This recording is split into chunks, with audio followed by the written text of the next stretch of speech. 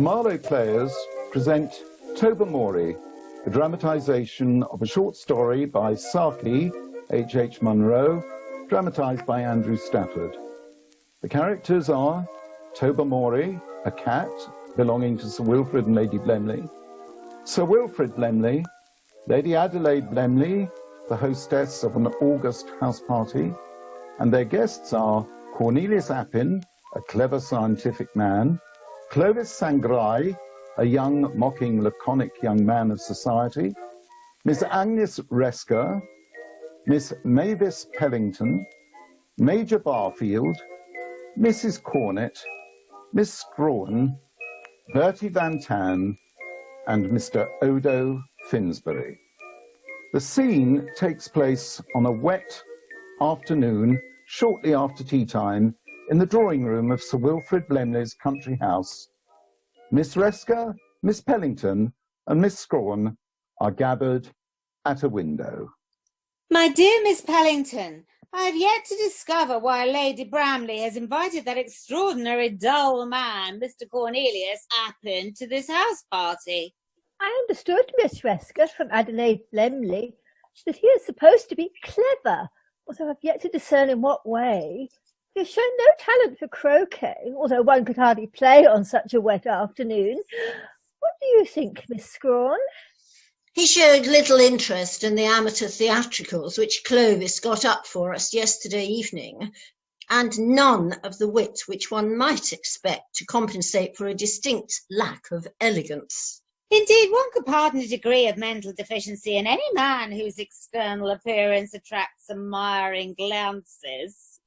Well, as, for example, Bertie Van Tan, who we all know leads a dissolute, if rather expensive life. He has nothing but looks everything.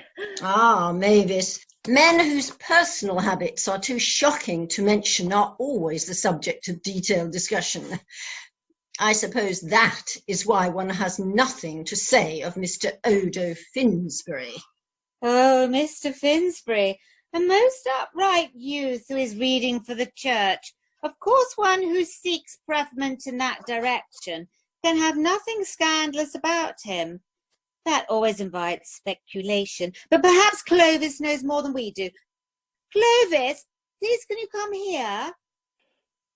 Did I hear my name called, Miss Resker? Ah, Miss Pellington and Miss Scrawen. In what way can I add effervescence to the seltzer of tea on a wet afternoon? Perhaps you know how Mr. Cornelius Appin has acquired the reputation of being clever. So far as we can detect, nothing which would allow him to make that claim. Certainly the name Cornelius raised expectations, perhaps of some mesmeric force, but I fear that the name was some form of baptismal bluff. He has until this afternoon become merely Appin. But since tea time, he has been fascinating Lady Blemley with the prospect of some discovery to which those of gunpowder, the printing press, and steam locomotion are inconsiderable trifles. Indeed, he seemed to be holding the rest of the company in open-mouthed astonishment. What is he saying now? I have been refining this most far-reaching and ambitious experiment throughout most of my adult life, Sir Wilfrid. It struck me that, if successful, my discovery would put most of the scientific advancements of the 19th century into the shade. And do you really ask us to believe, Mr. Appin, that you have discovered a means of instructing animals in the art of human speech, and that dear old Tobermory has proved your first successful pupil? It is a problem at which I have worked for the last 17 years, but only during the last 8 or 9 months have I been rewarded with glimmerings of success. Of course, I have experimented with thousands of animals, but latterly only with cats, those wonderful creatures that have assimilated themselves so marvellously with our civilization while retaining all their highly developed feral instincts. Here and there among cats one comes across an outstanding superior intellect, just as one does among the ruck of human beings, And when I made the acquaintance of Tobermory more than a week ago, I saw at once I was in contact with a beyond cat of extraordinary intelligence. I had gone far along the road to success in recent experiments. With Tobermory, as you call him, I have reached the goal.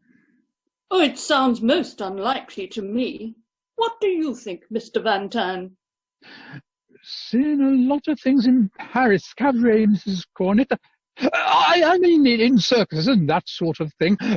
Horses that count, dogs that sing, you know. Expect it's one of those entertainments they bring on after the dancing girls. What do you think, Major? Saw no end of clever chaps out in India. Pune, that was the place for them. Rope trick wallers, that sort of thing. Few neat little girls out there too, I can tell you. And the belly dances in Alexandria. Sorry, Miss Cornet, forgetting the Memsons. I say dirty. Did you ever see? I wonder what you think, Clovis. You seem to have a rather quizzical expression. The effect, possibly, of overexertion when playing bridge last evening, Mrs. Cornet, but I have no experience of the places or the entertainment to which the Major and Bertie Van Tan confess an intimate acquaintance. Rats come to mind, but Miss Resker seemed determined to question the wonder worker more closely. Do you mean to say, Mr. Appin, that you have taught Tobermory to say and understand easy sentences of one syllable? My dear Miss Resker, one teaches little children and savages and backwards adults in that piecemeal fashion. When one has solved the problem of making a beginning with an animal of highly developed intelligence, one has no need for those halting methods. Tobermory can speak our language with perfect correctness. Beyond rats. I beg your pardon? Well, Appin, I must say, it does rather strain the credulity. Tobermory is undoubtedly a decent enough cat. It certainly comes for his supper when called, but I don't see, what do you think, Adelaide? Hadn't we better have the cat in and judge for ourselves, Wilfred? Perhaps you could find him and bring him back here? Jolly good, old girl. I'll make off to the shrubbery. There's a yellow Tom from the rectory next door. He seems to have been keeping his eye on, spoiling for a fight there. What do you think of Mr. Appin's claims, Miss Bruin? My poetry deals with human affairs, Mrs. Cornet. The felines I leave to Christopher Smart and Mr. Elliot. Do you possess a cat, Miss Pellington? Do you converse intelligibly? Does it call you Mavis? Only my closest friends refer to me as Mavis, Miss Scrawl. But Mr. Appin's beliefs seem to me to contradict all that one has read in Garden of Eden. I imagine Mr. Finsbury might use his theological studies to enlighten us. Oh, yes, indeed, Miss Pellington. There are talking beasts in the visionary books of Revelations. And, of course, the serpent was really the evil one in disguise. In the late 17th and early 18th centuries in England, discourse emerged to challenge the traditional understanding of animals as unthinking brutes, that is, as unable to speak and therefore far removed from humans in the divine order or great chain of being. In that context, the two conversations between humans and animals in the Bible, Eve with the serpent and Balaam with his ass, attracted much attention. But St. Paul enjoins us all to avoid superstitious beliefs and magic, which the claims of Mr. Appin seem rather to tend. One must be certain of avoiding the temptations of the unorthodox. Most interesting, no doubt, Mr. Finsbury. But what on earth is the matter with Sir Wilfrid? He looked remarkably excited. Wilfred, what on earth has happened? You look quite pale. My God, it's true. Look here, old man. Perhaps you better sit down. Here's a chair. Hello, my What does dear. he mean? Why not? Found him dozing in the smoking room and called out to him to come for his tea. He blinked at me in his usual way, and I said, "Come on, Toby, don't keep us waiting." And by gad, he drawled out in a most horribly natural voice that he'd come when he dashed well pleased. I nearly jumped out of my skin. Well, I'm dashed. I would have said it was some sort of mesmerising or hypnosis, like we saw those faker Johnnies do in the native markets. They used to float or levitate, you know, and it was all a trick. Perhaps Mr. Appin has a talent for ventriloquism. Ventriloquism? And jiggered if I can see how Appin here could have thrown his voice all the way to the library. Besides, he couldn't have known where Tobermory was. Ah, he's here now. Will you have some milk, Tobermory? I don't mind if I do. Oh, dear. Here it is, in a saucer, but I'm afraid I've spilt a good deal of it. After all, it's not my Axminster. Was the language difficult to learn? What do you think of human intelligence? Or whose intelligence in particular? Oh, well, mine, for instance. You put me in an embarrassing position. When your inclusion in this house party was suggested, Sir Wilfrid protested you were the most brainless woman of his acquaintance, and that there was a wide distinction between hospitality and care of the feeble-minded. Lady Blemley replied that your lack of brain power was the precise quality which had earned you your invitation, as you were the only person she could think of who might be idiotic enough to buy their old car. You know, the one they call the envy of Sisyphus, because it goes quite nicely uphill if you push it. Mavis, I really... Only this morning, Adelaide, when we were comparing the weather in our different neighbourhoods, you suggested the car might be just the thing for my outings at home in Devon. How about your carryings on with a tortoiseshell puss up at the stables, eh? You shouldn't have said that, you know, Major. One does not usually discuss these matters in public. From a slight observation of your ways since you've been in this house, I should imagine you'd find it inconvenient if I were to shift the conversation onto your own little affairs. One or two of the housemaids might have much to say. Would you like to go and see if Cook has got your dinner ready? Thanks, not so soon after my tea. I don't want to die of indigestion. Cats have 9 lives, you know. Possibly, but only 1 liver. Adelaide, do you mean to encourage that cat to go out and gossip above us in the servants' hall? There is, I believe, a narrow balustrade running along the south front where most of our bedrooms are located, a favourite haunt, I have observed, of pigeons and the promenade of Tobermory who watches them. I must say, Bertie, your face has turned the colour of the gardenia I wear whenever attending a gala night at the opera. Mr. Van Tan's complexion certainly has changed, but not with the predictability or punctuality of that of Mrs. Cornet. Her colour comes and goes like a nomad, but is readily to be found in attendance at her toilet table, like a servant from the Empire. Excuse me, I feel I must have some fresh air. What can have caused our soon-to-be-ordained Mr. Finsbury, a gentleman of the most blameless reputation, to leave the room so hurriedly?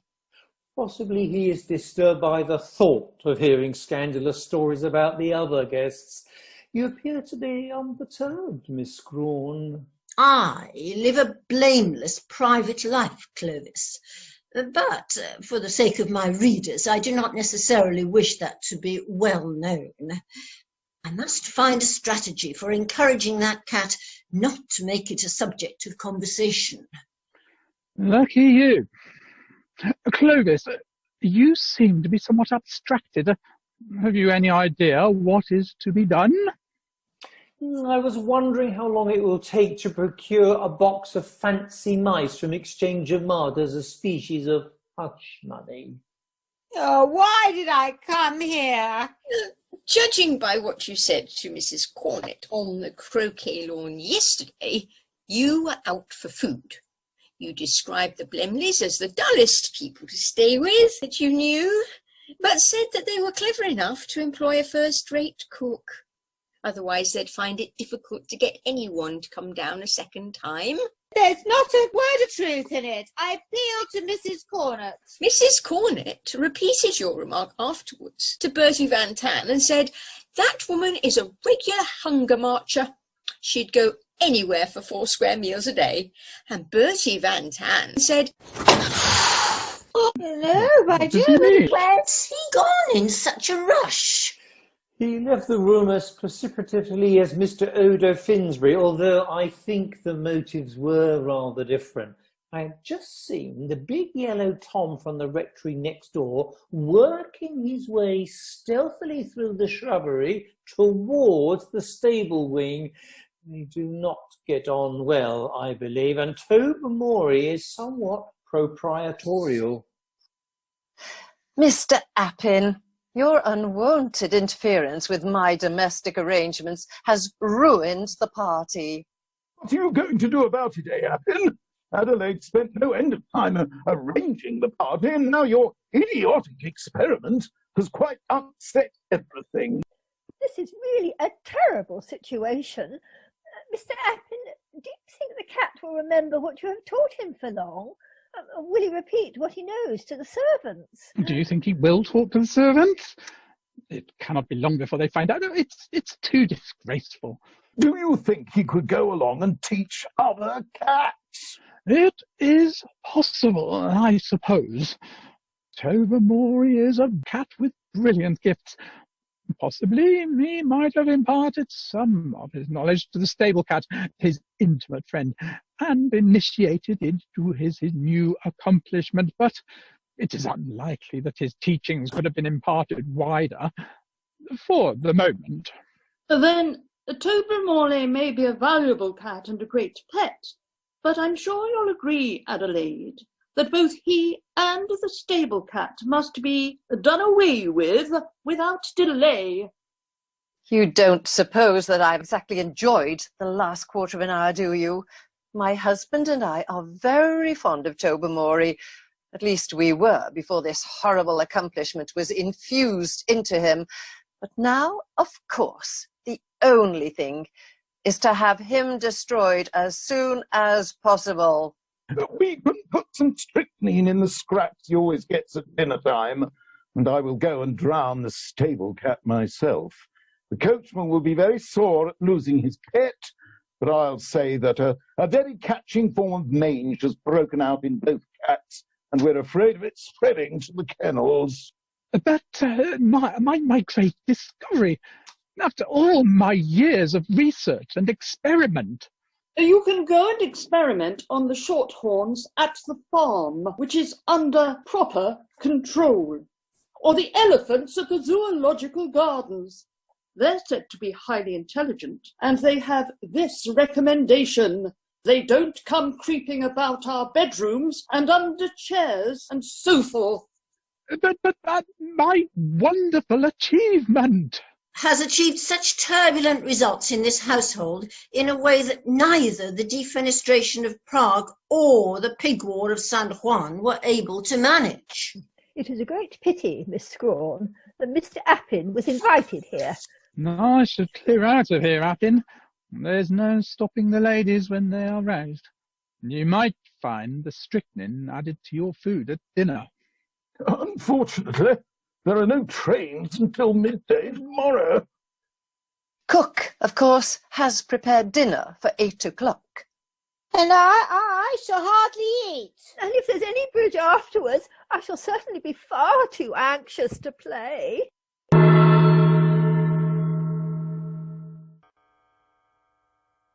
Wilfrid, is there no news of Tobermory? everyone is on tenterhooks and watching for his return. Dinner was not a success. Mavis Pellington will not speak to me. Agnes Resker would eat only dry toast, which she bit into as if it were a personal enemy, and the embarrassment afterwards was only added to by Odo Finsbury singing of Melisande in the wood, lugubrious in the extreme. But perhaps suited to the prevailing mood, Lady Blemley. Drink deep of the water, Melisande. From the shadowed pool, drink deep. Your soul shall long for the water, Melisande, and your eyes shall long for sleep. It's a pity that the carefully dosed fish scraps standing in readiness on the sideboard all evening here have not been of any use. Sweets, savoury and dessert have all gone their way, but no Tobermory has appeared in either dining room or kitchen. Well, the servants have gone to bed. They've left the small pantry window open as usual for Tobermory's return. All we can do is wait. There are magazines and past copies of Punch. I shall go to the pantry every half an hour until we know he has turned up.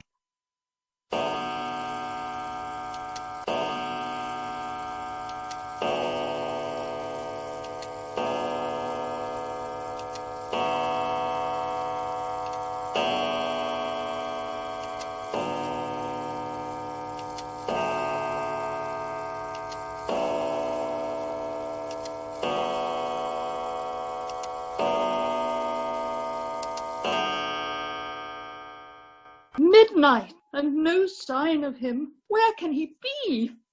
Cats are nocturnal creatures, I believe, in the normally ordained rule of creation. But when people interfere with the settled and stable relationship between animals and man, as defined in Genesis Book 1, you do not know what new and perverse behavior they may exhibit. Enough said. Is there another copy of Punch?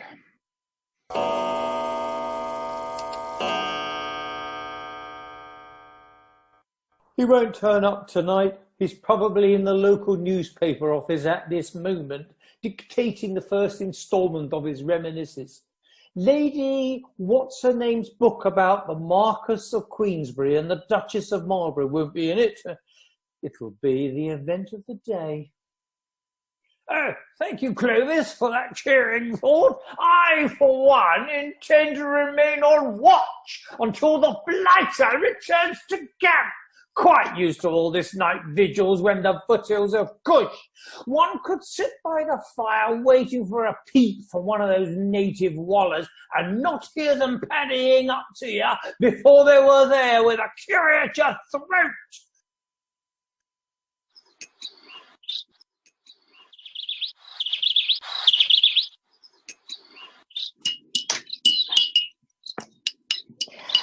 Well, here we are at breakfast, and still no sign of Tobermory. None of the servants have seen him. I asked when the maids brought my tea. And I too had a similar response when my tea was brought.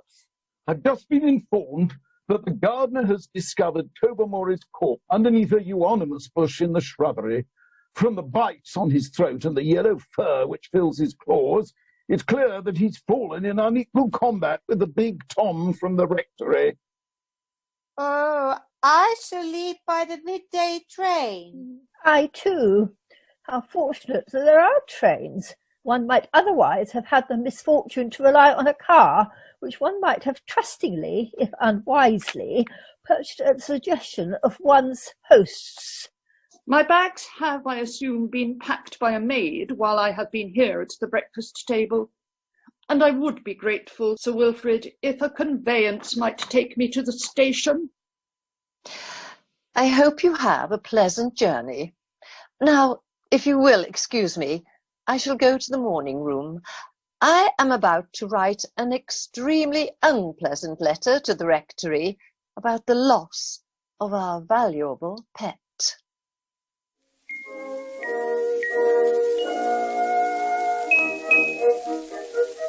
Kind little glove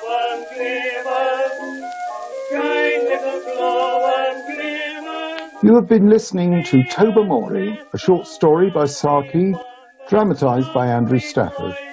The characters were Tobermory, played by Alwyn Elliott, Sir Wilfrid Blemley, Andrew Stafford, Lady Adelaide Blemley, Claudia Kendrick, Cornelius Appin, Andy Scott, Clovis Sangrail, Brian Cooling, Miss Agnes Resker, Karen Moyes, Miss Mavis Pellington, Wendy Gammon, Major Barfield, Brian Cooling, Mrs. Cornett, Olive Smith, Miss Strawn, Hilary Cox, Bertie Van Tan, Andy Scott, and Odo Finsbury, Andrew Stafford. This was brought to you by Marlow Players. The sound effects were provided by Alison Edwards.